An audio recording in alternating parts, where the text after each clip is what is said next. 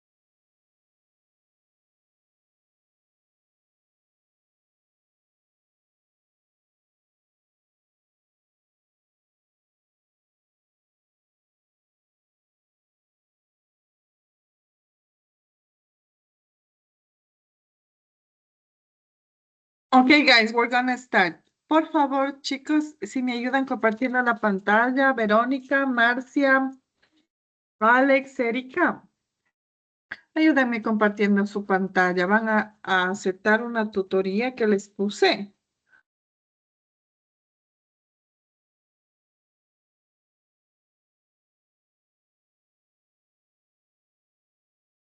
¿Está por ahí tal vez Verónica? ¿Alguien que me ayude compartiendo la pantalla? Tal vez Verónica.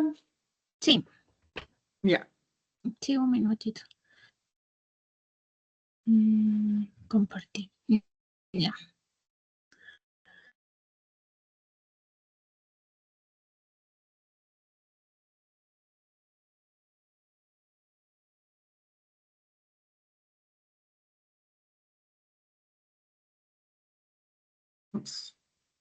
A ver, vamos a ingresar al SGA. Muy bien, Miguel. De ahí va tutoría de materia.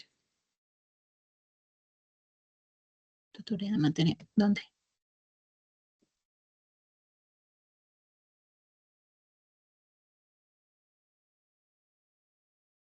Ya. Tutoría de materia. Vamos a ponernos en inglés de la primera.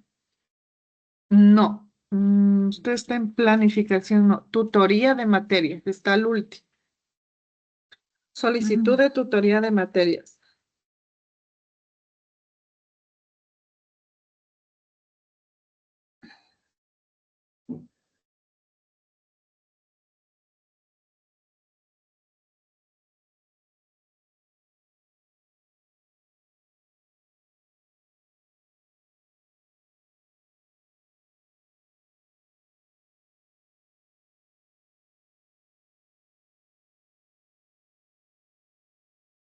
Ahora sí vamos a inglés. Consultar.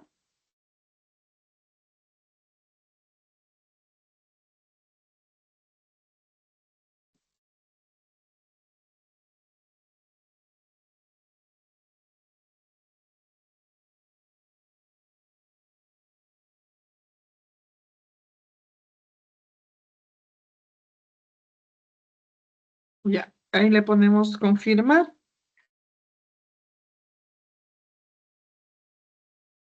Esto, confirmar.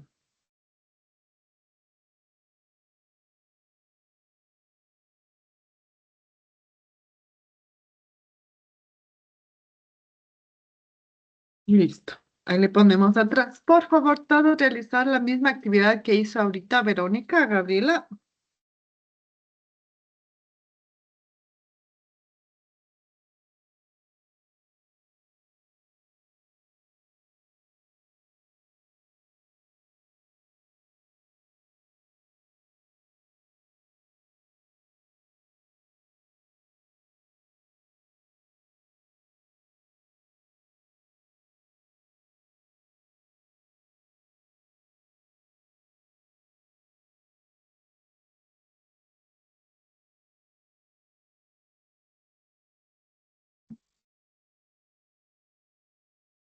¡Hey!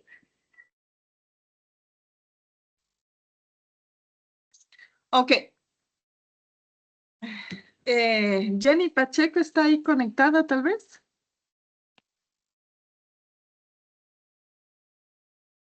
¿No? Ok. We're gonna start. Vamos a empezar. Antes de nada, les quiero leer el anuncio que les dejé el día de ayer. Para si no vieron, no leyeron, cuando vean la grabación se puedan informar.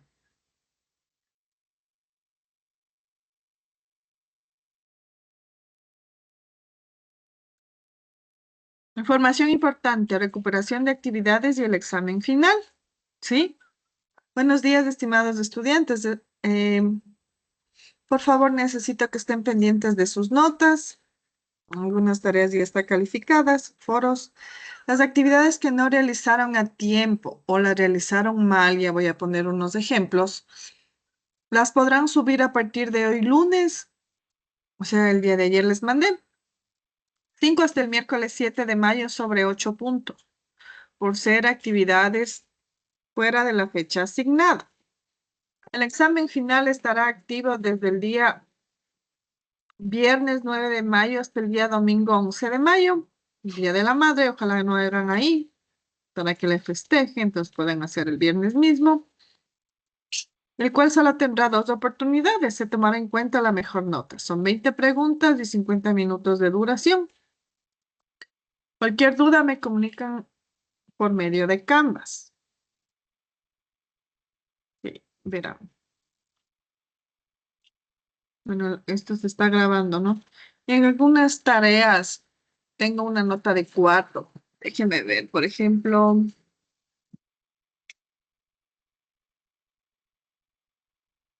Pero porque no he hecho, por ejemplo, Martínez Andrade Joel Viterbo.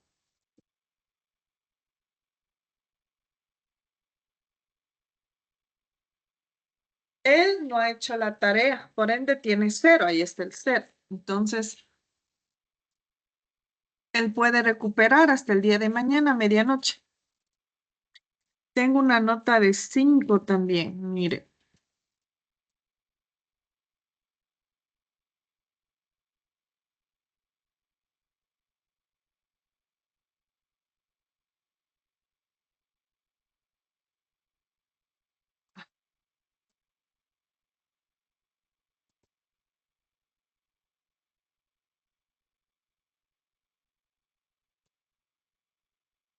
Un 5.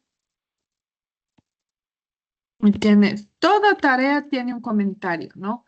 Por ejemplo, en el de este estudiante, usted debía grabar un video donde se vea su cara y aprenderse la tarea 1. Puede repetir hasta mañana, miércoles 7 de mayo. ¿Por qué? Porque el señor estudiante, ¿qué hizo? Grabó un audio. No tenía que grabar audio. ¿Qué tenía que hacer? Las dos cosas, grabar video. Entonces no debía grabar audio. Y así están todos los comentarios. Si desea recuperar la nota, puede hacerlo. ¿Hasta cuándo? Hasta mañana, medianoche. ¿Ok? ¿Cuándo empieza el examen? A ver si han estado atentos. ¿Cuándo empieza el examen? El viernes. El El viernes. viernes, hasta el El domingo. viernes. ¿Cuándo termina el examen? El domingo a las... El domingo. Domingo, Día de la Madre. ¿Cuántos intentos son? 3. 2 intentos de 2 50 intentos, minutos. solo 2. Solo 2. Se va a Bonito, tomar la mamá. mejor nota y ¿qué más era? Y va a 50 durar minutos. 50 minutos, exacto. Entonces ya no es como las evaluaciones que nosotros repetíamos y repetíamos, no, ahora solo tiene 2 intentos para realizar. Ok. Bonito más. Ahora sí, ¿alguna pregunta de los anuncios, de las tareas, alguna? No, Alicia. alguna Pero pregunta? podría Ok. poner un intento más para la prueba. No, es el examen, 2 intentos para todos los niveles, del primero al sexto, Ok, de gracias. todos los niveles, no le puedo poner yo más. Ok, ahora sí, me dicen si es que pueden ver ya y pueden escuchar. Sí, se ve. Sí, se escucha. Passive voice. So I'm glad that I finally got it ready for you. Now, this can be a really confusing grammar structure in English. Lots of my students ask, what's the point of the passive voice? Is it really that important? Yes. Understanding the passive voice is important. In this lesson, you'll learn what it looks like, why it's useful, and you'll practice using it with me. The passive voice is used often by native English speakers. It's a mistake to think that it's only used in formal speech. It's also used informally, quite a bit. So stay with me through this entire lesson. Keep focused. It's not that long. Before we keep going, a quick little reminder to join the English Grammar Challenge. You'll get to practice the 10 most common grammar mistakes that English learners make and learn how to avoid them with me. And if you join and complete the challenge by the end of May, you could win one of the many, many prizes that we've got going on. So why should you use the passive voice? Well, there are times when you don't want to say who or what did the action. Maybe you're trying to avoid responsibility for something you did, or you don't want to get your mate into trouble. Or maybe you don't know who did the action. Or because actually the object is the most important or the most interesting part of the sentence. So that's the thing that the action is happening to, not the thing that is doing the action. You can use the passive to change the focus of your sentence. So let's go back a moment. To understand the passive voice, I should really first explain the active voice, but you already know it. It looks like this. The children ate the cake. Subject, verb, object. Now, most English sentences are more complicated than this, but we'll start simply. The subject does the action to the object. The children ate the cake.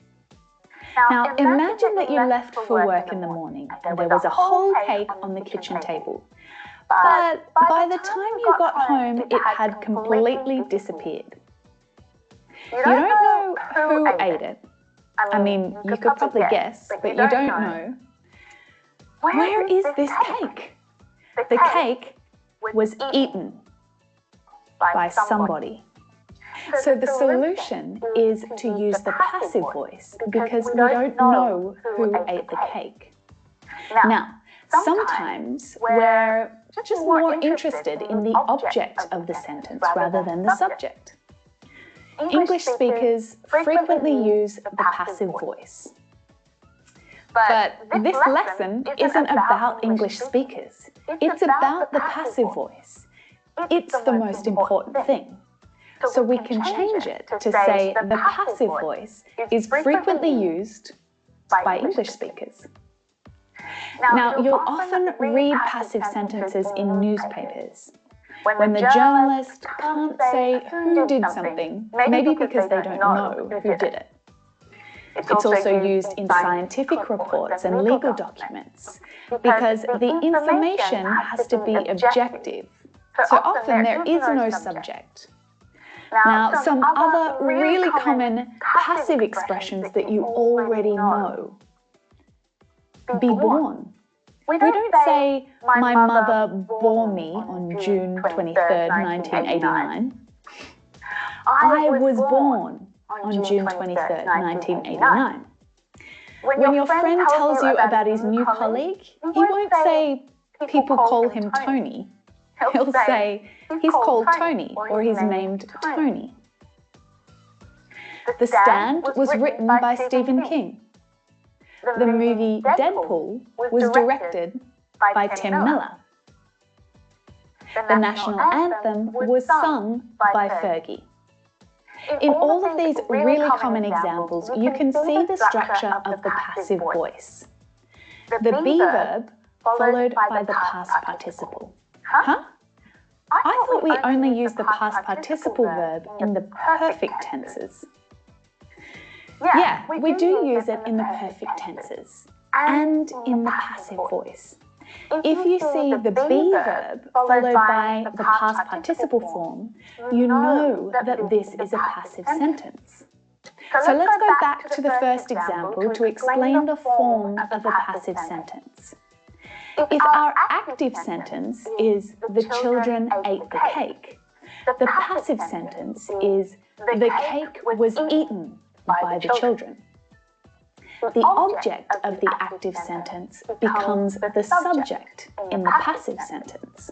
To make the object of the active sentence become the subject, we actually need to change a few things in our sentence. So are you ready to learn how to do that? Here's our active sentence. To make a passive sentence, we need to use the passive tense. And there are 6 steps to turn an active sentence into a passive sentence. Now, you might want to take a notepad out so that you can write them down as we go. Step 1. Identify the subject, the verb, and the object of the active sentence. Step 2. Move the object to become the new subject of our sentence. Step 3. Check the active sentence. What is the verb tense in the active sentence? This is really important because the passive voice exists across different tenses, so you must check what tense the active sentence is in to make your passive sentence correct. It's in the past simple. The children ate the cake. Good. Step 4. Conjugate the verb be so that it's in the same tense as the main verb in the active sentence. We need to change our be verb to the past simple, so it becomes was or were, depending on the new subject. And our new subject is the cake, so we can choose was. The cake was. Step 5, add the past participle of the main verb after be. So looking back at the active sentence, the main verb is eat, though it's in past simple form. But can you think of the past participle of eat? Eaten, right. Now, the last step, step 6, you need to decide what to do with the subject of your active sentence, the children. In the passive voice, you don't have to include the thing that is doing the action. You can completely remove the former subject from your sentence. And that's helpful if you don't know who ate the cake, or you don't want to say who it was, or you don't care, maybe it's not important. But you can add it to the end of your sentence with the word by. The cake was eaten by the children. Let's look at some more examples together. The house was built in 1893. The car will be sold by the weekend. The washing had been left out in the rain. Many people's lives were saved. Can you see the passive form here? The be verb is always there, but it tells us the tense. It helps to describe when something happened. And it also conjugates with the subject. People's lives were saved. The house was built. And the be verb is always followed by the past participle. We can also explain who or what did the action by adding by. The house was built by her grandfather. This car will be sold by the salesman. The washing had been left out in the rain by her husband. Many people's lives were saved by the volunteers. Okay, let's try a new sentence together. I want you to do this one with me, please. Can you remember the 6 steps? Someone has stolen my neighbor's car. This is an active sentence. Now, can you remember step number 1? It's easy. Identify the subject, verb, and object. Step 2, make the object the subject. Step 3, tell me what tense is used in the original active sentence. The present perfect tense. Step 4, you need to conjugate the be verb so that it's in the same tense. The neighbor's car has been. We're using has because the subject is now the car. Step 5, add the main verb in past participle form. The neighbor's car has been stolen. It's the same verb as the original sentence. It was also the past participle. Step 6, decide, do you need to include the thing that did the action? Is it really that important? Maybe not. Because we don't really know anything about who did it. It's just someone. I'd probably just leave it as my neighbour's car has been stolen. But if we knew a little bit more about who or what did it, we could definitely include it. My neighbour's car has been stolen by someone. My neighbour's car has been stolen by a monkey. So the passive form always includes the be verb with the past participle. And if you need to include any information about what or who did the action, use by. Okay, I've got 3 more examples for you to practice with. We made lots of money in 2002.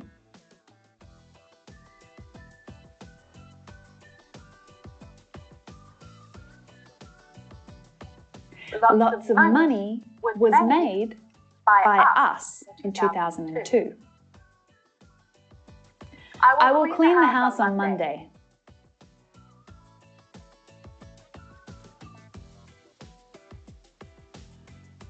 The house will be cleaned by me on Monday. He built the house for his parents.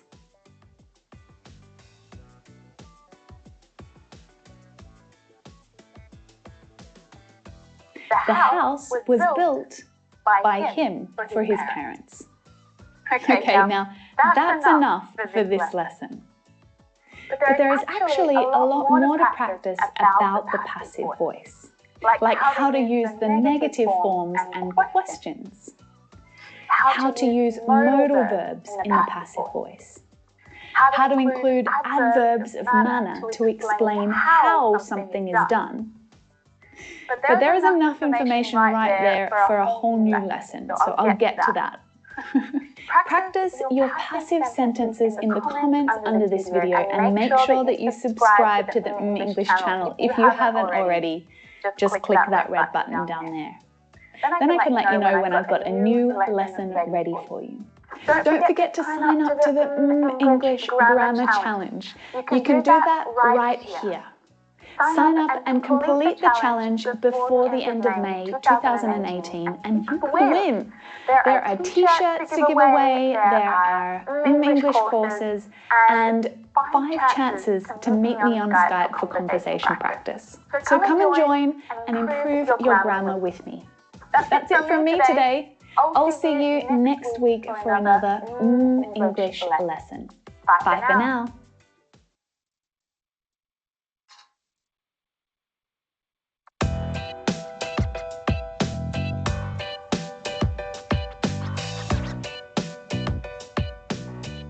Hello, I'm Emma from English. Oh my goodness, thank you so much for celebrating with me last week. It was so much fun. I was thinking that I don't really want to stop celebrating just yet. So I've got something super special to share with you today. During May, this month, English subscribers will be able to join the English Grammar Challenge. And I'm inviting you to join the challenge to improve your English with me. And give you the chance to win some really fun English prizes, including English t-shirts, English courses, and a chance to win some conversation practice with me. It's super easy to join and a really good idea because just by participating, you'll be improving your English skills. So make sure you subscribe, that's the first step, just down there, and then keep watching this video to find out how you can join the challenge. In this video, I'm going to share the 10 most common grammar mistakes that English learners make. When I'm reading your comments below my videos and I'm replying to your emails, I always notice the same mistakes that you consistently make. And through years of teaching English at language schools and at university, these are the same mistakes that a whole range of English learners make, from beginners right through to even advanced level students. They're just really common mistakes that you keep making again and again. Sometimes because, the grammar is difficult to understand, but sometimes because these mistakes have never been properly corrected for you. So they become bad habits. They keep happening without you even realizing it. And if you don't recognize them, if you don't see the mistakes that you're making, then you can't fix them, can you? So I want to help you to do that. I want you to start seeing the mistakes that you're making. I want you to see it in your writing so that you can correct yourself. And then when you start doing that, you'll naturally be correcting yourself when you speak. The English Grammar Challenge will help you to practice and improve all of these mistakes, the ones that you sometimes make. So once you watch this lesson, make sure you sign up, you join the challenge, you get your friends to join too. A little friendly competition is a good thing, so that we can all have some fun together and improve your English skills while we're doing it. So what are the 10 most common grammar mistakes that English learners make? Number 1, uncountable nouns. So you probably know that there are 2 types of nouns in English, countable and uncountable nouns. Countable nouns are easy.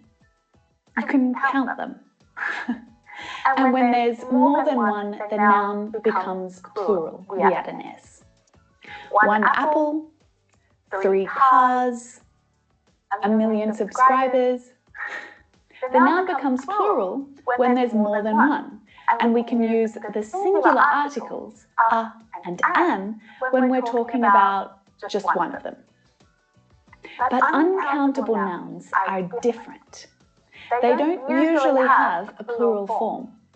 You can't use a singular article with them, and you need to use quantifiers to help explain how much of the noun there is.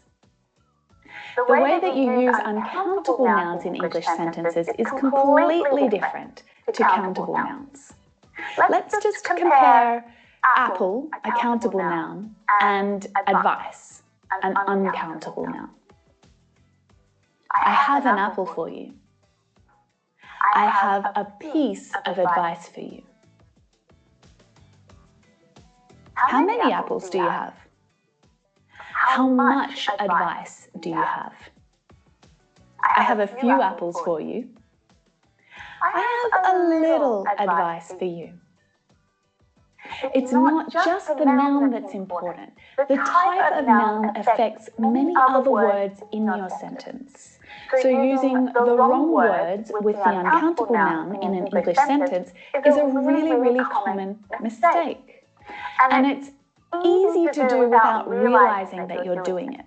Perhaps you don't realize that a noun is uncountable. Mistake number 2, irregular verbs. Now, these are also really common English mistakes. Difficult to master because there are no rules that you can learn to logically explain why one verb is regular and the other is not. Even though there are fewer irregular verbs than regular verbs, many irregular verbs are really, really common verbs. You can't escape them. You need to learn them. Number 3. Subject-verb agreement. Subject-verb agreement is as simple as it sounds.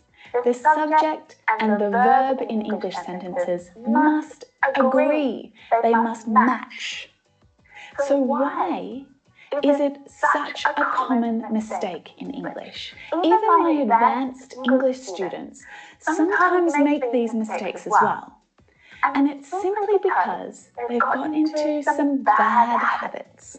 They don't realize that they're making these mistakes. That car looks expensive. Those cars look expensive. Paul is looking out the window. John and Tim are looking out the window. Do those students like to eat bananas? does this student like to eat bananas?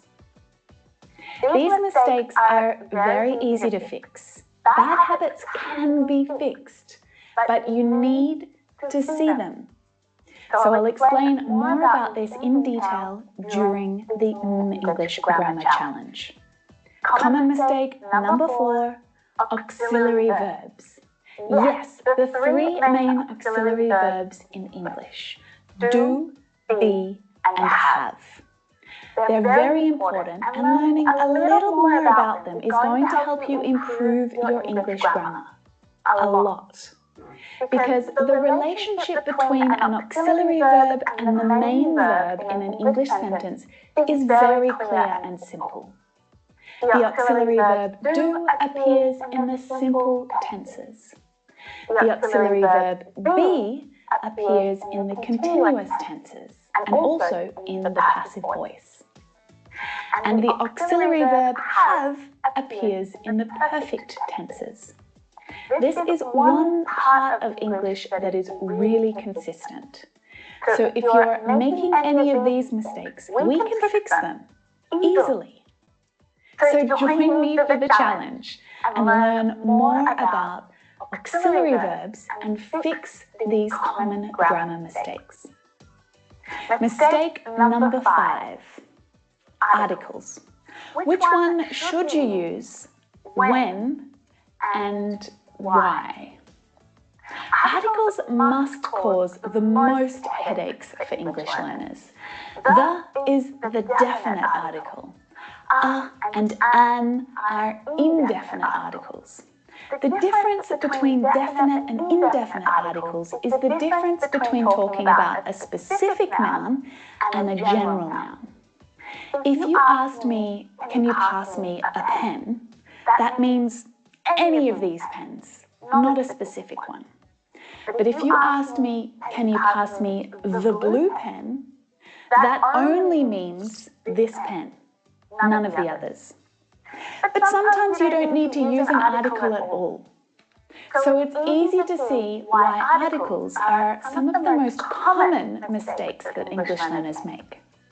The good news is that there are some simple rules that you can follow to choose the right article.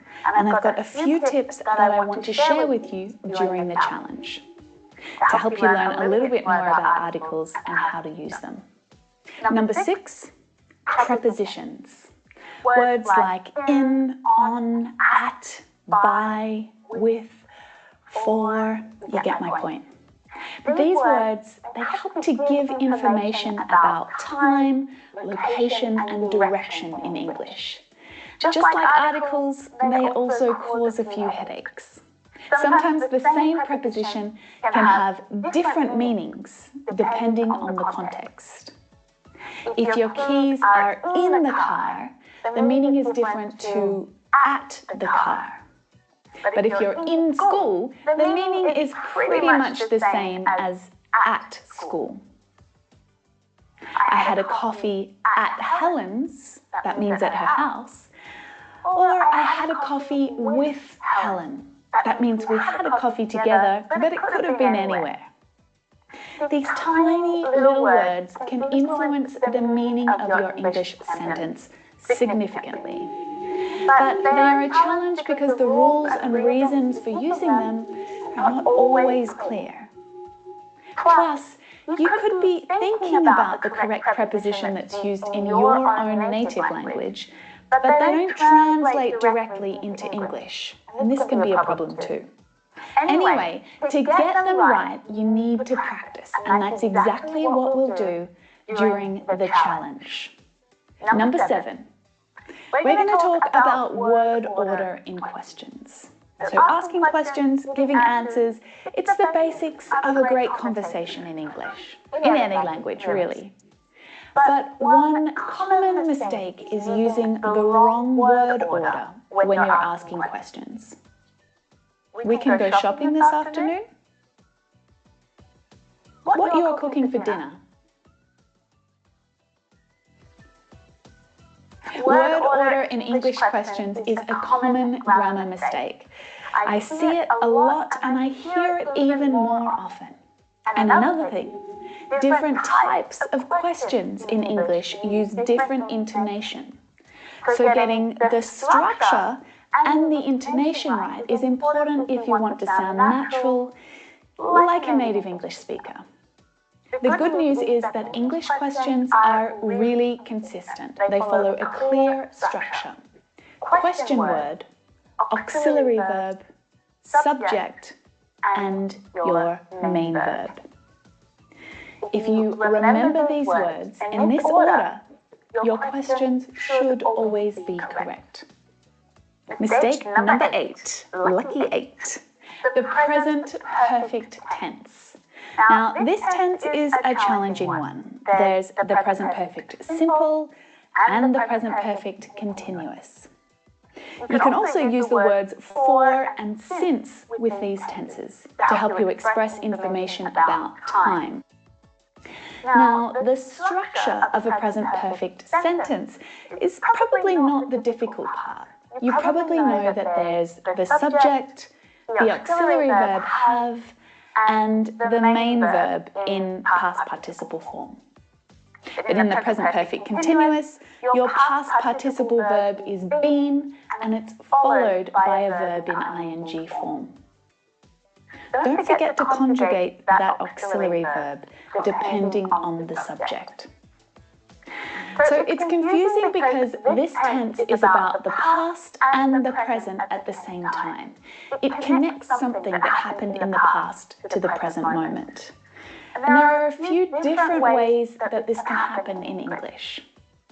So although it's complicated, it is a really commonly used tense in English, so you need to understand it.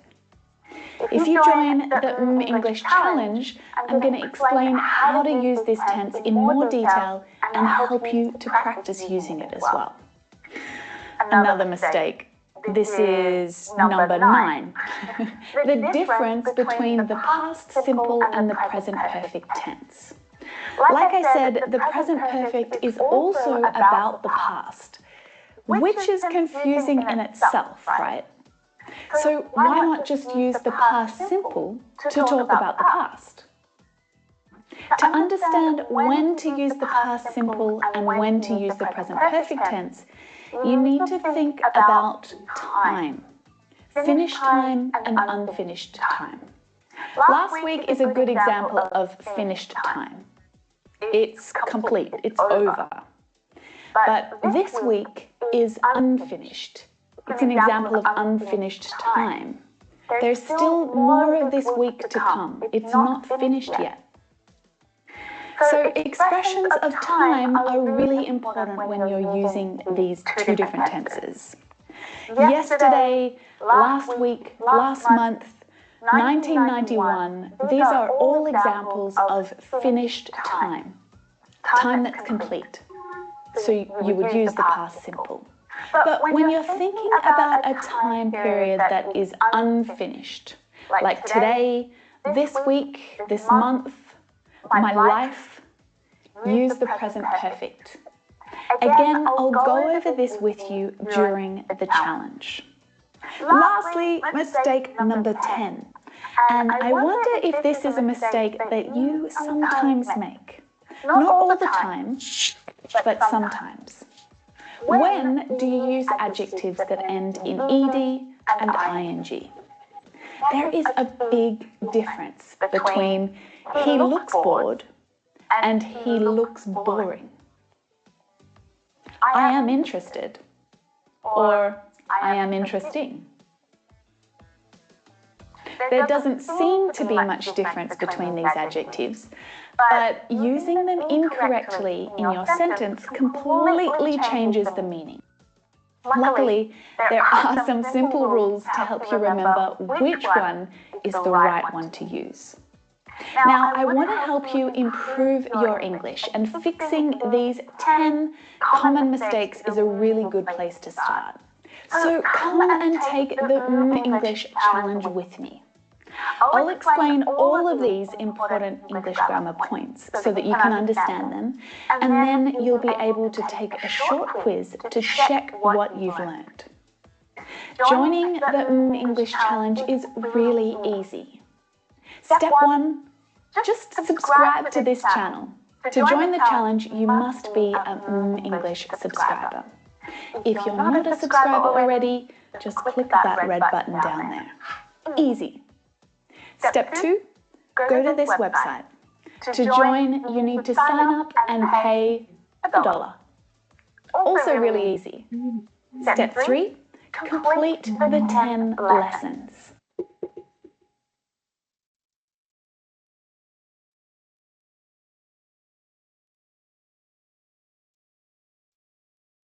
Yeah, there are 10 lessons about the 10 most common mistakes that English learners make. I want you to fix these mistakes in your English. So I'll explain each of the grammar points and give you lots of examples. And then you'll check your knowledge with a short quiz at the end of each lesson. So you'll study with me and improve your grammar skills and test your skills. It's going to be super fun. Get your friends to join in as well. And make sure that you complete all of the lessons by the end of May. If you do that, you could win one of the many English prizes. We're giving away t-shirts, English courses, and even conversation practice with me. So head over to the website to sign up. Let's do this. Do it now. I'll be back here next week on YouTube with another lesson for you. Bye for now.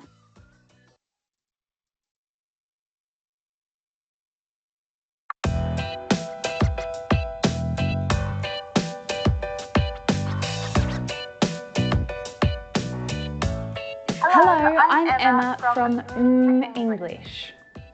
One of the most common grammar mistakes that English learners make is to do with the subject-verb agreement. What's that? It's as simple as it sounds. The subject and the verb in English sentences must agree. They must match. We go to the beach on Saturdays. If the subject is plural, you need to use a plural verb form. He goes to the beach on Saturdays. He goes. The subject is singular, so you need to use a singular verb form. And this is true most of the time. Now, you might be thinking that you understand subject-verb agreement. It's simple, it's easy, right? But it's the first thing that many English learners forget. But don't worry, there are some simple standard rules that you can use to help you. But some aspects of singular and plural noun usage make this a little more complex.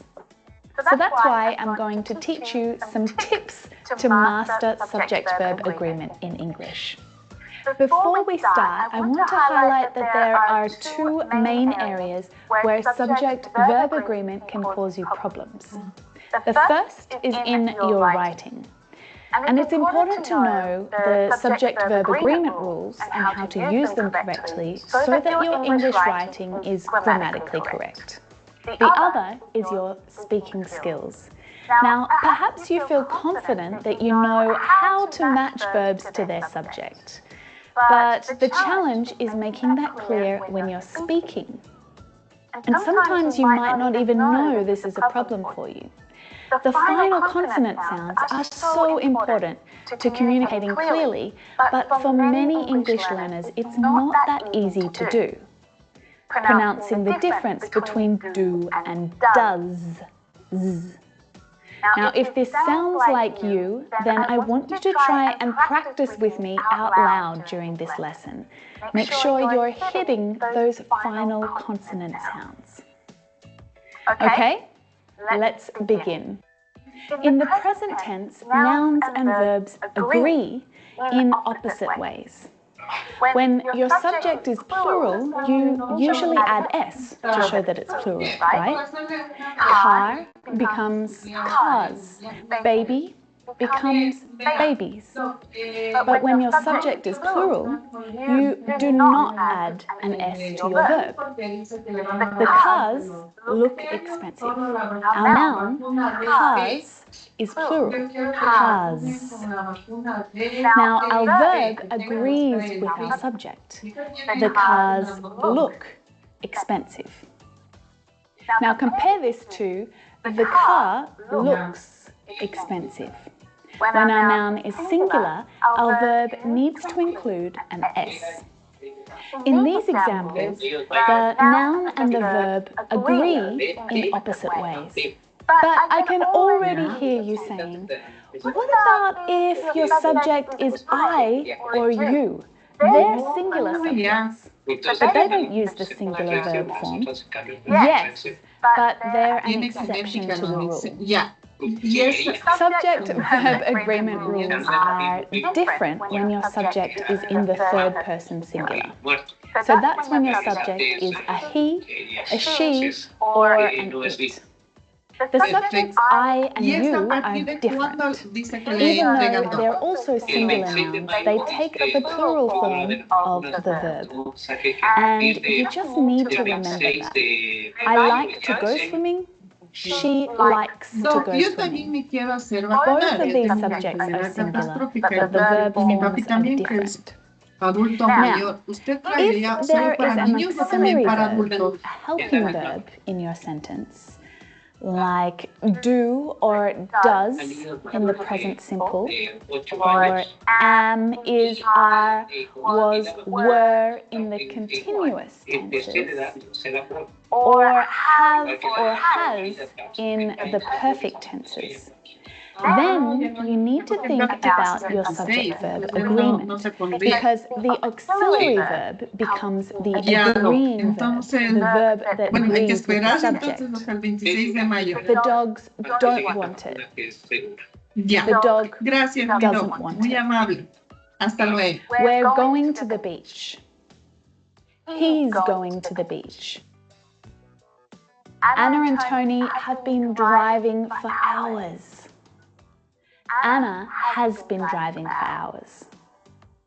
Now, modal verbs like may, could, will, must, should, they're also auxiliary verbs. They help the main verb in the sentence. But the subject-verb agreement rules are different with modal auxiliary verbs. The verb following a modal verb is never in the S form. It's always in the infinitive form. My friends might come. My friend might come. Not my friend might comes. You should come. He should come. Not he should comes. Now, English sentences are not always this simple, are they? As you add more information to your sentences, they become more complex. And it might be difficult to know whether your noun is singular or plural. But just remember that the same structure and rules apply, but you need to pay close attention to where your subject is and if it's singular or plural. Because your verb must always match the subject, regardless of the words that come in between the verb and the subject. It must always match. Do you know what an indefinite pronoun is? They're words like everybody, nobody, anybody, someone. Usually indefinite pronouns take singular verbs. Everybody wants to be loved. Nobody likes to be left out. Now, the subject of English sentences can be a little more complicated with compound subjects, group nouns, and relative clauses. Look at this sentence. My mum is happy for me. My mum and dad are proud of me. Two singular subjects joined by and means that your subject becomes plural, and now your verb needs to show this. It's the same as saying that they are proud of me. So we can say that two or more singular subjects joined with and become a plural subject, and they need a plural verb. Now look at this sentence.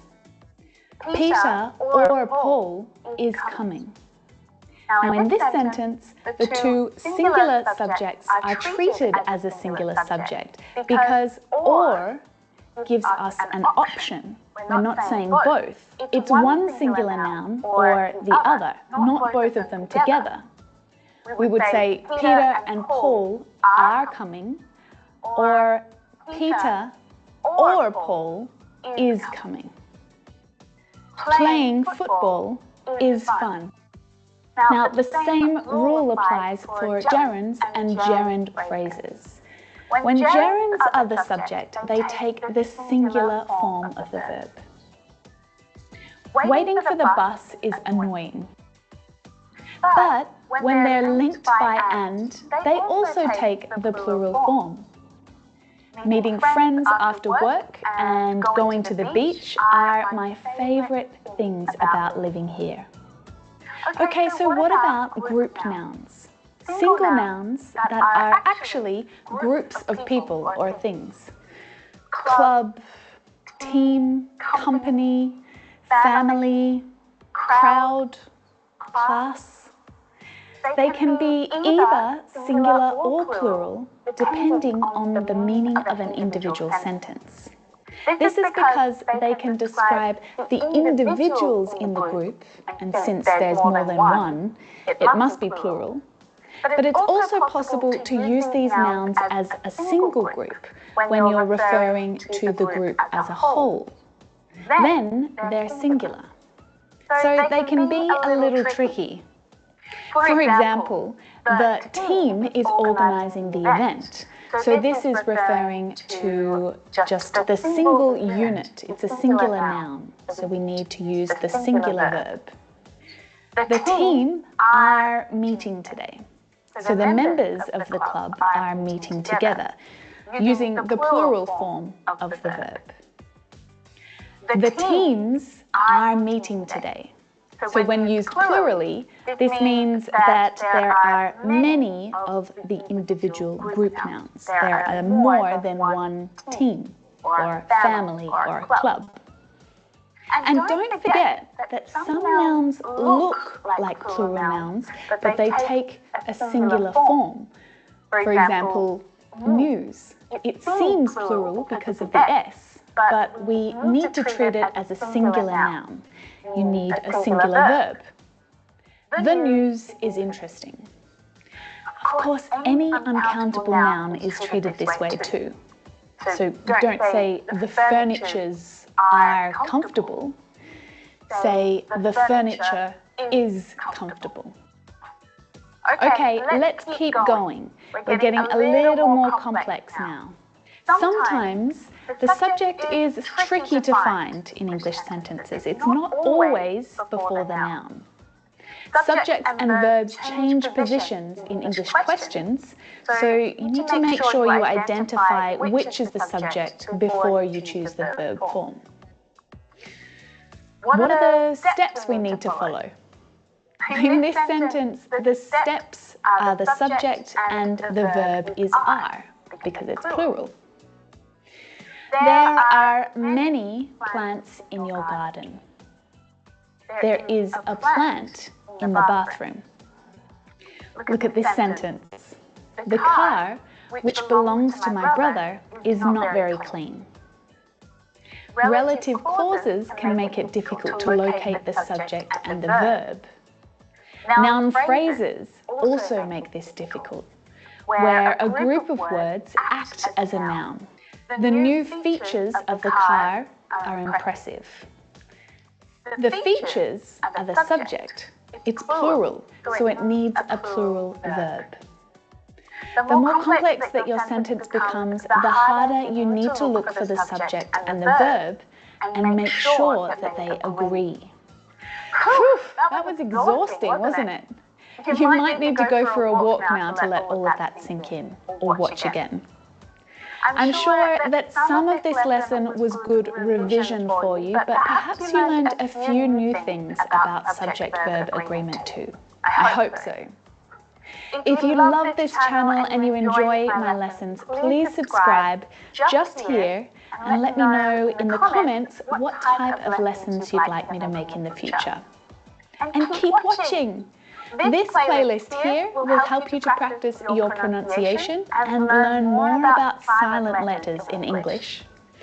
And in this lesson, you'll be able to try out one of my English imitation lessons for free. So I'll see you next week for another English lesson. Bye for now.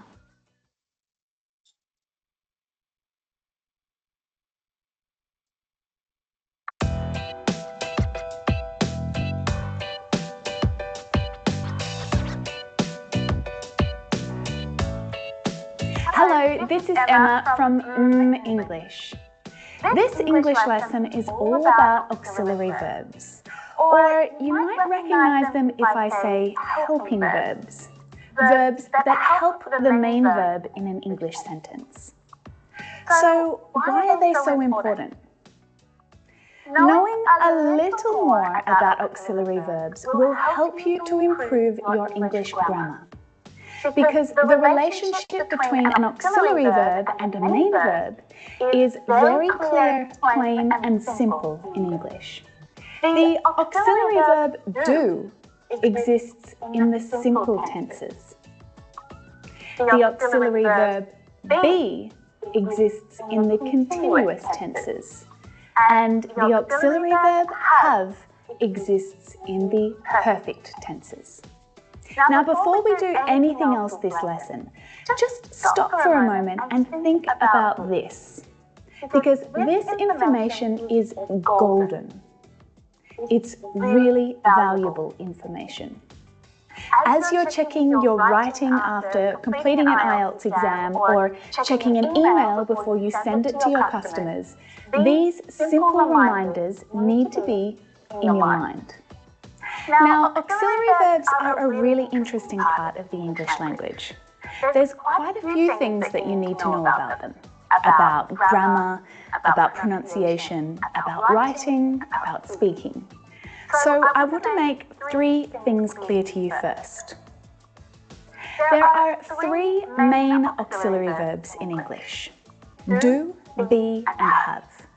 Modal verbs are also considered auxiliary verbs, but there are different grammar rules for modal verbs. In this lesson, we're focusing on do, be, and have. These auxiliary verbs can also be used as main verbs. She didn't do it. He's being annoying. I've had 3. Number 2. When you're using English verbs, whether it's a sentence with only a main verb or there's an auxiliary verb, they must agree with the subject. You need to choose the right verb form for the subject in your sentence. He is leaving. They are leaving. I am leaving. The auxiliary verb must match the main verb. Now, if you want to learn more about subject-verb agreement, then check out this video that I made about it right here. Number 3, auxiliary verbs in positive sentences are function words, not content words. This means that they're usually unstressed when they're spoken. Unstressed words in English are often reduced or contracted when they're spoken out loud in English, so they can be difficult to hear. I'm shopping with my friends. He's taking his time. I've bought you some fruit. Now, in negative sentences, auxiliary verbs are usually stressed, but often they're contracted with not. I didn't like it. We haven't been there yet. Notice that when the sentence is negative, you can contract the auxiliary verb with not, or you can also contract the auxiliary to the subject. We've not been there yet. Learning how to contract auxiliary verbs in English is instantly going to make you sound more relaxed and natural when you speak. It's much more natural to say, he's not coming or he isn't coming than he is not coming. Okay, time to look at some examples, starting with do. Do is the auxiliary verb used in the simple tenses in English. Do and does in the present tense, and did in the past tense. In the future forms with will and going to, we use the infinitive form only. Do. We eat fish on Fridays. They don't want to. He doesn't eat meat. Did you like it? Doesn't Paul know about it? I'll do it later. She will do it first. Now, take a moment to think about these examples and to think about what I mentioned earlier. The subject-verb agreement rules, how the verb form changes depending on the subject. And the contractions, what you hear so often in spoken English and what you see in informal writing are these contractions. Also notice that in the very first example, we can't see the auxiliary verb do. In the present tense, in negative sentences and in questions, then yes, of course, you must use the auxiliary verb do or does, or don't or doesn't. We don't eat fish on Fridays. Do you eat fish on Fridays? But in positive sentences in the present tense, the auxiliary verb is often omitted. It's often left out because it's unnecessary. The sentence, we eat fish on Fridays, is exactly the same as the sentence, we do eat fish on Fridays. Often, when do is included, it's to add emphasis to the sentence, to make something clear. Like in this context. You guys don't eat fish. We do eat fish. We eat it every Friday. Okay, let's move on and talk about be. Be is the auxiliary verb used in the continuous or the progressive tenses. Am, are, or is in the present continuous tense, and was and were in the past continuous tense. In the future forms, we only use the infinitive, be. Of course, the main verb in the continuous tenses is always using the ing form, but the be verb, the auxiliary verb, will always be there helping out. We are following your brother. I am trying to call him now. It isn't raining at the moment. Is he bringing his friend? Aren't we taking Sarah? He will be presenting at 3 p.m. Will you be going to work today? Again, stop for a moment and have a look at these examples. The subject-verb agreement, so how the verb form is always changing depending on the subject and the tense. And the contractions. Often in spoken English or in formal writing, you'll see these contractions. Now, the be verb is also used as an auxiliary verb in the passive voice, in sentences like, I was given 3 minutes to finish. So it's not always with a verb that's in the continuous form. Here, the be verb is used with the main verb in the past participle form. Lastly, have. Have is the auxiliary verb used in the perfect tenses. Have and has in the present perfect tense, and had in the past perfect tense. In the future forms, we use the infinitive form only, have, with will or going to. Now, of course, the main verb in the perfect tenses is in past participle form. And I've made quite a few lessons about the present perfect tense, so you can check them out here if you need to. So in the present perfect tense, your main verb is in the past participle form, and the auxiliary verb, have, is always going to be there, helping out.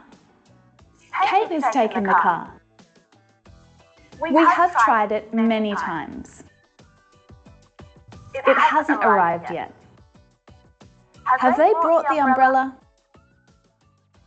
We have been waiting for hours. He will have finished by 3 p.m. Again, let's check what's happening here. The subject-verb agreement, so the verb is always changing depending on the subject and the tense. And check out these contractions. Kate's taken the car. We've tried it many times. Well, that's it for this lesson. I hope that it's been really helpful for you, because understanding the role of the auxiliary verb in English, it's challenging, but it's really important. And I hope that this lesson showed you that the way auxiliary verbs are used in English is reasonably consistent. It's just about becoming familiar with the way that sentences function.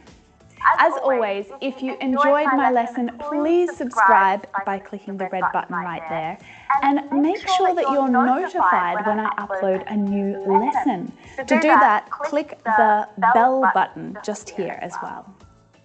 Since we just practiced a whole lot of English grammar, why don't you mix it up a bit and practice your English pronunciation and speaking skills in either of these two fabulous lessons.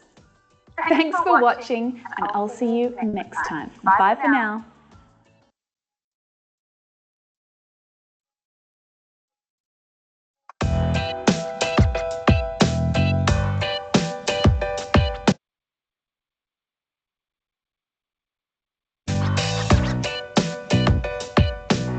Hello, I'm Emma from English. A couple of weeks ago, I created a lesson about the present perfect tense, what it looks like, how to use it, and all of that good stuff.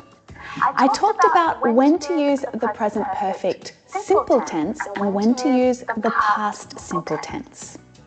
Now, if you missed it, you can check it out right here. But after watching that lesson, many of you asked me, so when do we use the present perfect simple tense? And when do we use the present perfect continuous tense? A lot of you also asked, so when do you use these words since and for? Now, both of these questions are really important questions when you're using the present perfect tense in English. So in this video, I'm going to answer both of those questions. This channel is all about speaking and communicating confidently in English, and I know that fixing some of these common grammar errors is an important part of helping you to feel confident when you're using English, so that when you do speak, you can express yourself clearly and automatically. So let's start. Okay. As you can see here, we're going to talk about the simple present passive, yeah? We use the passive tense to talk about, not about the doer, it's about the action, okay? So, for example, let's see. This type of coffee is. Siempre aquí en la voz pasiva doy más énfasis en la acción que en la persona que está realizando, ¿ya? Por ejemplo, si yo digo, María limpia las ventanas, ¿ya? ¿Cuál es el sujeto? ¿De quién habla en la oración? De María, ¿no es cierto?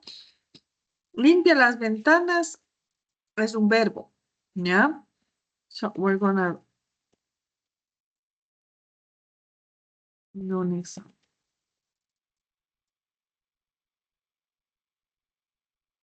Me dicen si pueden ver.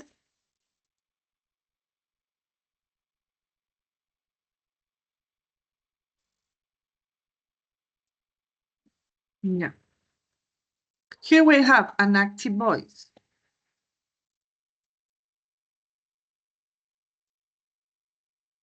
Mary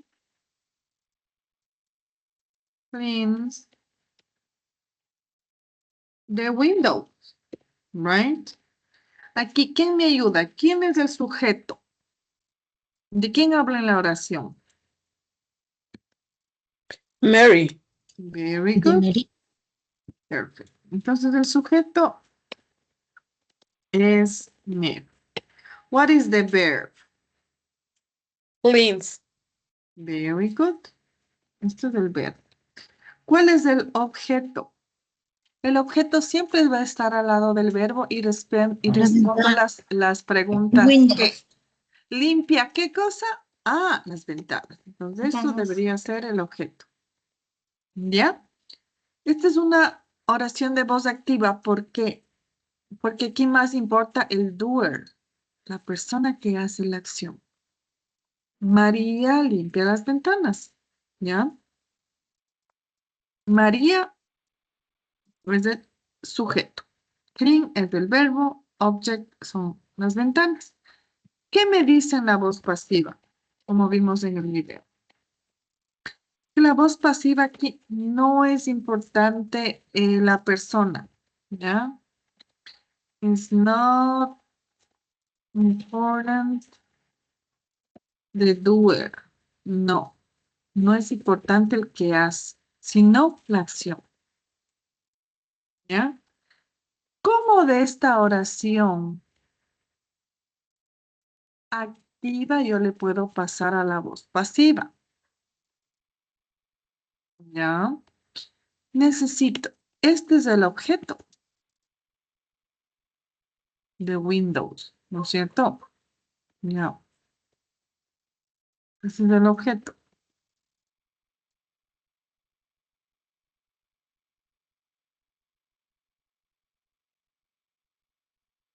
¿Cuál era mi verbito? Clean. Ahora dice, ¿ya? Que el objeto va a ser sujeto. Eso es lo más importante. Entonces, ¿cuál era el objeto, chicas? De window. Ese era el objeto. ¿Por qué teacher sé que es objeto? Porque está al lado del verbo.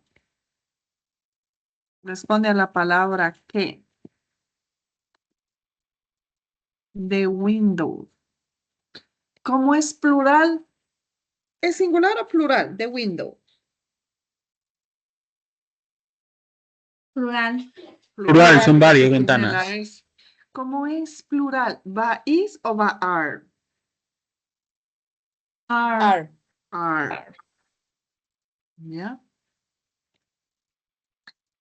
Este verbito que tenemos aquí, ¿sí? Este verbito que tenemos aquí, le voy a pasar a pasado participio.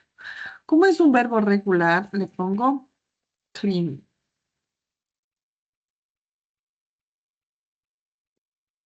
Y si es que deseo, le pongo la persona que está haciendo.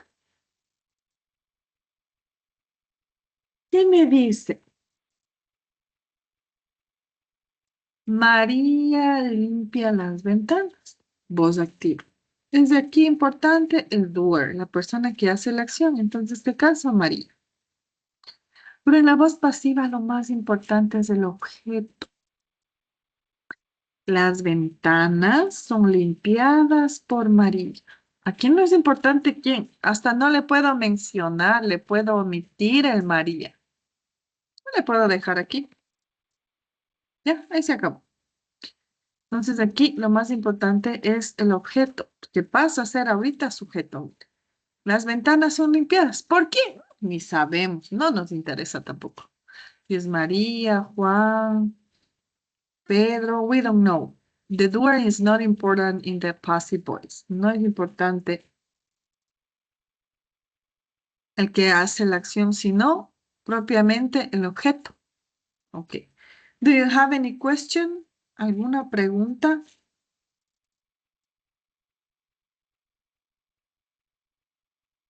No, teacher. No. Bien, ahora vamos a hacer ejercicio. ¿Ya? Me va a decir, This type of coffee is... De ahí necesito el verbo en pasado participio. ¿Cuál será el verbito en pasado participio del verbo grow? Este es pasado y este es pasado participio. Dice, este tipo de café es cultivado en Brasil. A lot of plastic bags. Singular o Are. plural. Es Plural. plural. Entonces, como es plural, le pongo el are. De ahí necesito el verbo en pasado participio.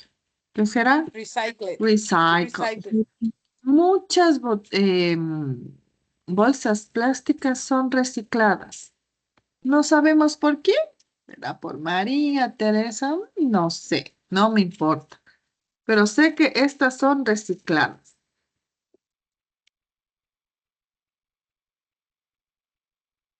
Houses in this area. Are built. Ya. Las casas, dice, son construidas. No sabemos por qué, no nos importa. Ok. Buenas tardes.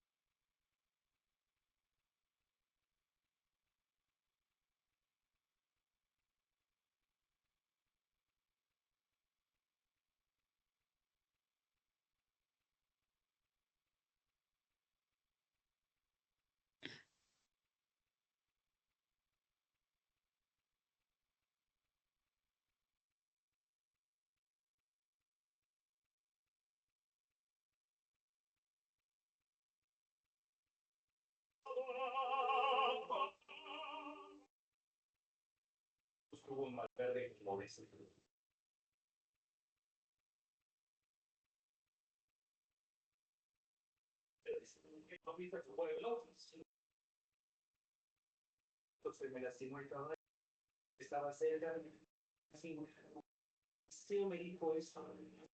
Su hijo estuvieron allá los días en que fue robado.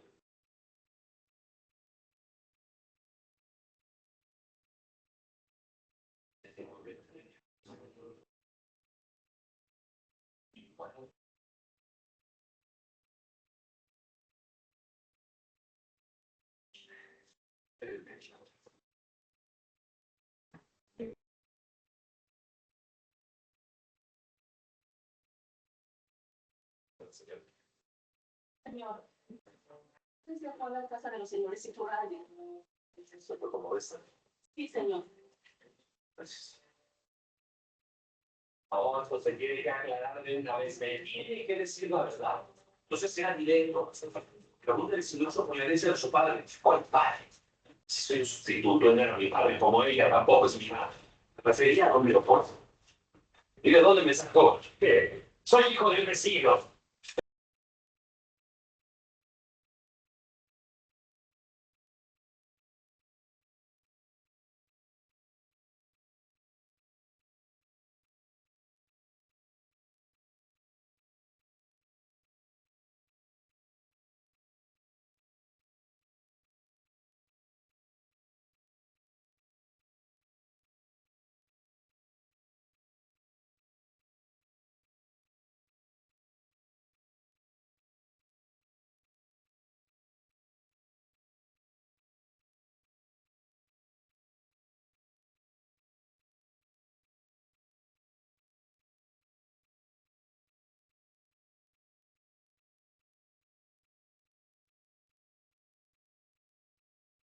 Ok. Entonces, déjame ver, ya se cambió de página.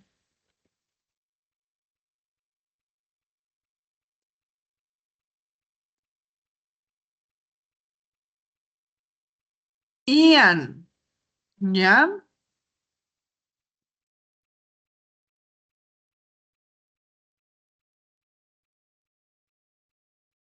Ian, ¿cómo le haríamos aquí la pregunta, chicos?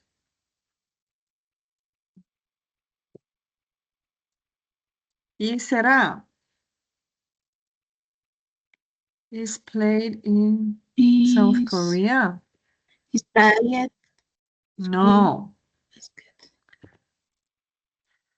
Nadie me ayuda. Complete the sentences. Jessica designed clothes using natural materials. Ella dice que usa materiales naturales. Sus camisetas y las sudaderas. ¿Qué tenemos que ver? Ah, esto es plural. ¿Cómo es Are. plural? La teacher que me dijo es are. Después. Sold. Ujú. Very good.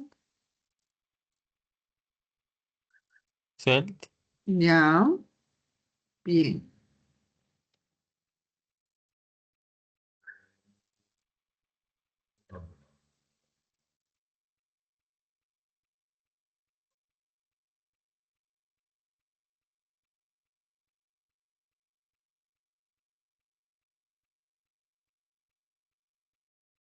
Some sports equipment.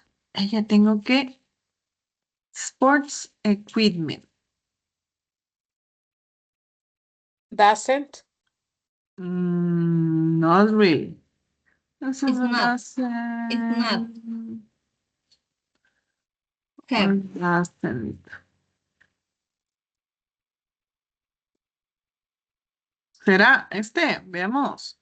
Bien. ¿Por qué isn't? Porque es singular. ¿Qué? Porque es el verbo en pasado participio. Dice, in my culture, the dish Isn't cooked. Very good. En mi cultura, dice, la comida no es cocinada todos los días. ¿Ya? Isn't cooked every day. ¿Sabemos por quién es? ¿Por la mamá, el papá, los ancestros? No, no sabemos. It is prepared. Es preparado para ocasiones especiales.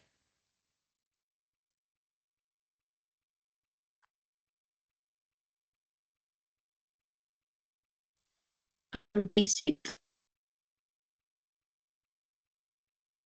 I are visits. Ya. Art museums. ¿Singular o plural? Plural. Ya, como es plural, le pongo el are. De ahí necesito un verbo. ¿Cuál sería el verbo? Visited. By both tourists and locals. Where do these jackets come from? Ava. I think they is singular or plural? Is singular. Is Yeah. produced. Yeah, perfect.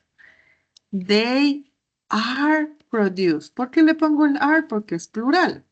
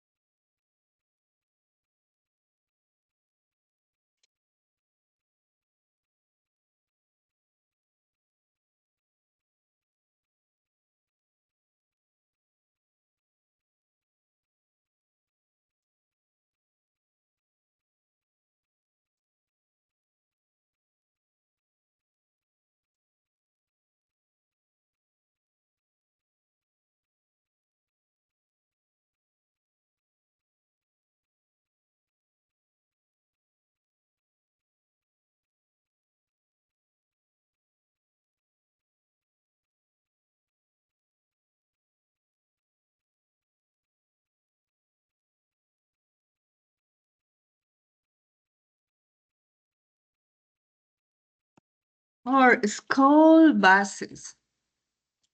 Singular or plural, guys? Plural. Plural. So, are.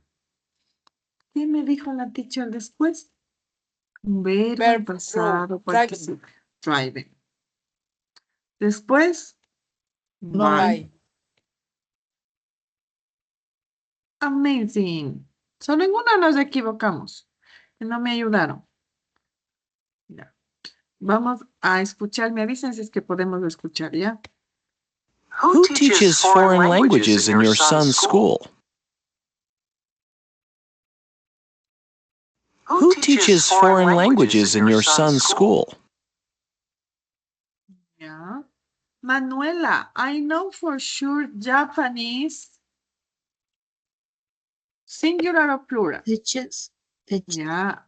Es singular, por eso le pongo el is. Ahora, ¿cuál será el pasado participio del verbo teach?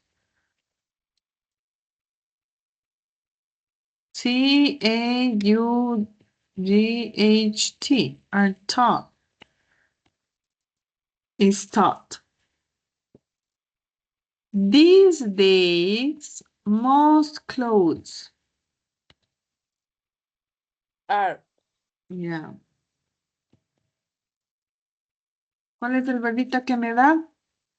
Design. So, Design.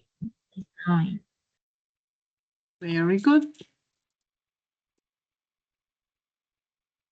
Jimena, ay, ya me toca hacer la pregunta y ahora ¿cómo le haré?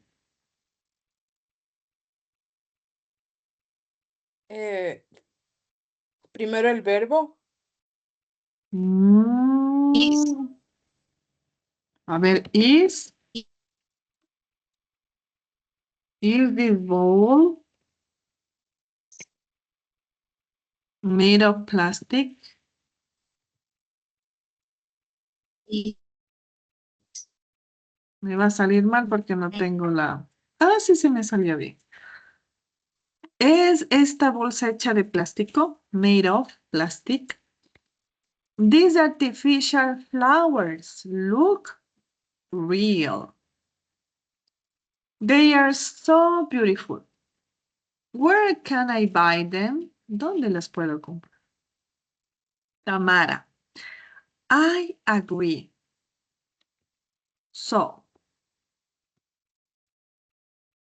Primero, ¿qué va a ser? They. Después, el verbito to be. Depende si es singular y si es plural, are. They are sold by an artist online.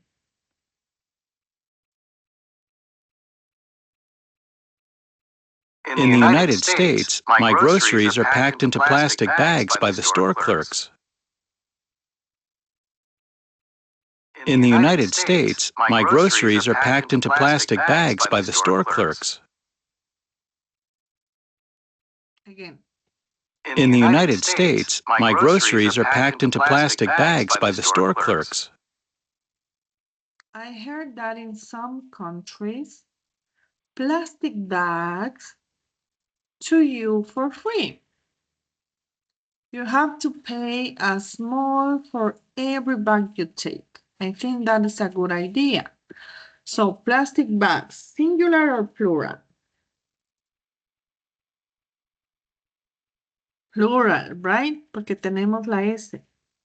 So, if we have plural, are. Not because it's negative.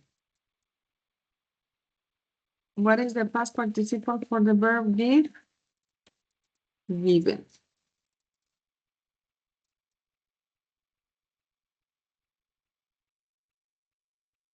Ahí nos dice que reescribamos la oración de la voz activa a la voz pasiva. So, people lose money every day. Sé que las personas pierden dinero cada día. Yeah, it's true. No, because we waste a lot of money, right? On clothes that are not real. For example, if you buy Shane, yeah, they are not real clothes. They are made of polyester, right?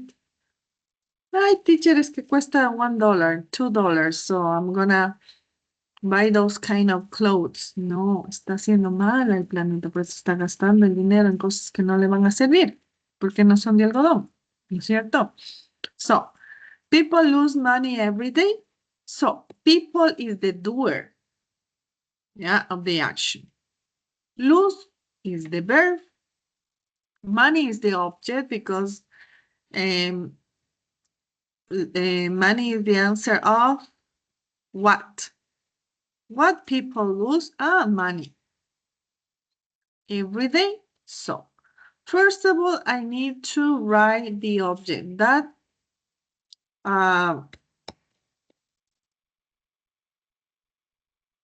is gonna be the subject now.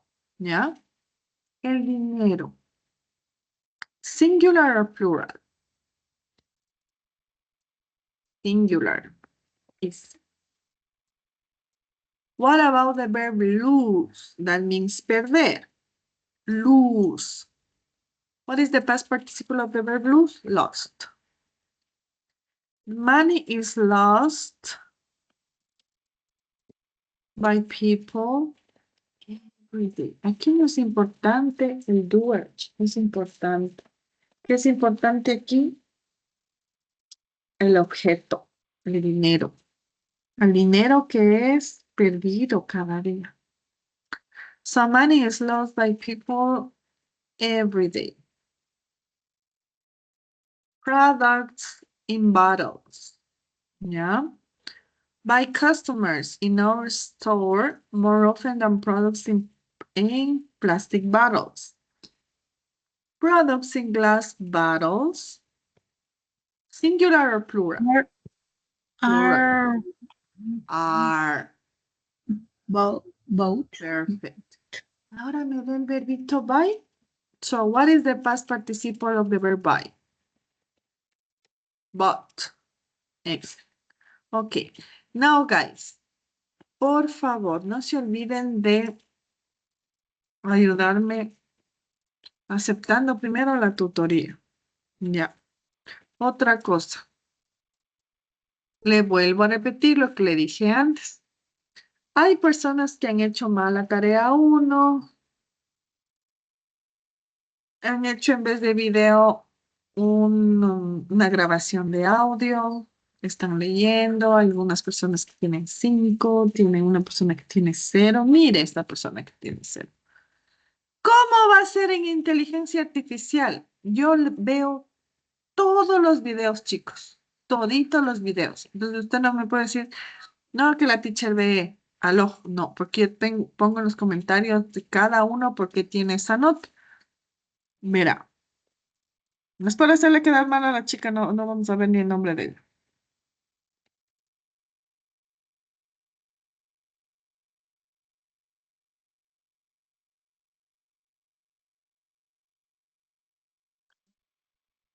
Verá. Está bien que usted utilice. Está bien que utilice inteligencia artificial para, no sé, sus trabajos. Pero no para inglés. Porque aquí usted tiene que producir, tiene que hablar. ¿Ya? Mire. Usted se va a dar cuenta que esto no abre ni la boca para realizar. Entonces, esta persona tiene que repetir. Mire. No sé si es el que se escucha. Dígame si Hey, my name is Yadira. ¿se escucha? Sí, bro, yo escucha. Ya, verá, oirá. Say, my name is Yadira. I study law at Indo-American University because I want to learn about laws and how they govern our society. ¿Abre o no abre la boca la chica? No abre. ¿Está o no está hecho en un programa artificial? Hasta la voz se nota. Sí. Mire. Ah. Sí, como que ya no me va a dar cuenta. I've always been interested in how legal systems work, and I find it fascinating how laws help protect people's rights and ensure justice. I believe that understanding the law can make a real difference in people's lives, and that's why I want to become a lawyer.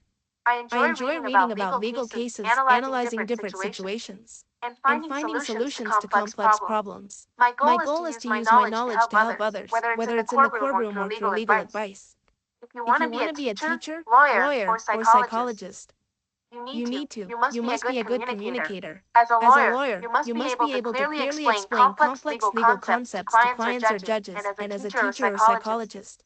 Communication is also crucial for helping others understand important ideas. You have to be dedicated and committed to your work. Becoming a lawyer means you must be ready to put in the time and effort to understand the law and keep learning. As a teacher or psychologist, you also need to be dedicated to your students or clients, always striving to do your best for them. Mueve, no mueve, no mueve. Ellos piensan que, no sé qué piensan, que porque tengo más de 50 estudiantes, yo no voy a abrir de cada uno y revisar. Yo reviso todo. Veo todo, cómo usted se mueve, si usted lee, si usted va abajo, todo eso, porque para eso tenemos horas de revisión. Entonces, ¿cómo me va a poner usted inteligencia artificial? Se nota, porque usted no habla en la fluidez que está la chica, ¿no es cierto? La inteligencia artificial. Entonces, vean, 37, 1 minuto con 08 se demora. Pudiendo estudiar. ¿Cuántas frases eran, chicos? 4.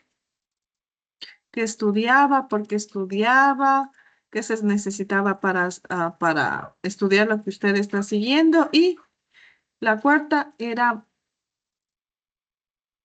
¿cuál era su sueño antes Modelo. de?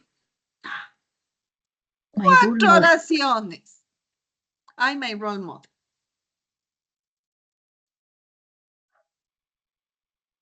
¿Tengo o no tengo razón en ponerle esa nota? Y así hay algunos. O al menos hubiera leído. Leído, si no, vea, son 4 oraciones. ¿Por qué poner inteligencia y más de poner inteligencia? ¿Por qué no hacer? Eso no me explico. Porque no di un día, se dio más de 12 días para hacerla. Ni leer, estudiar 4 oraciones. Profe, Pero bueno. yo en la tarea 3 no agregué foto porque mami no me dejó. No hay tarea 3, mijo, solo hay tarea 1 y 2. No hay la tarea 2 entonces era. El segundo video. Ya, no importa. Ya voy a calificar. ¿Alguna pregunta? Si tiene mala nota, revise los comentarios, puede.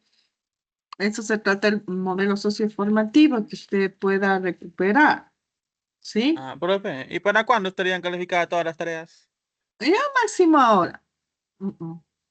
Para ver en cuáles Sí. tengo mal y así repetir.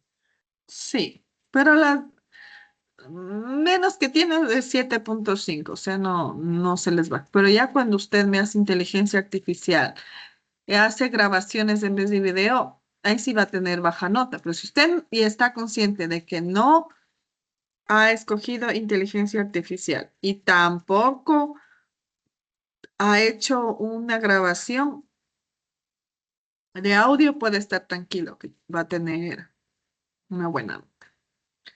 ¿Ok? Entonces, por favor, el viernes de estar atentos porque el viernes ya empezamos nuestro examen.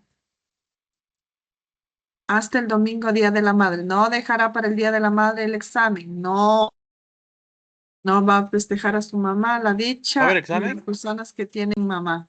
¿Ya? Entonces, el examen final está habilitado desde el viernes hasta el domingo. Ya sabe, 2 intentos, 50 minutos y la mayor nota se toma. Okay, thank you guys. Bye. Bye, guys. Bye, teacher. Thank you. Bye, teacher. Thank you.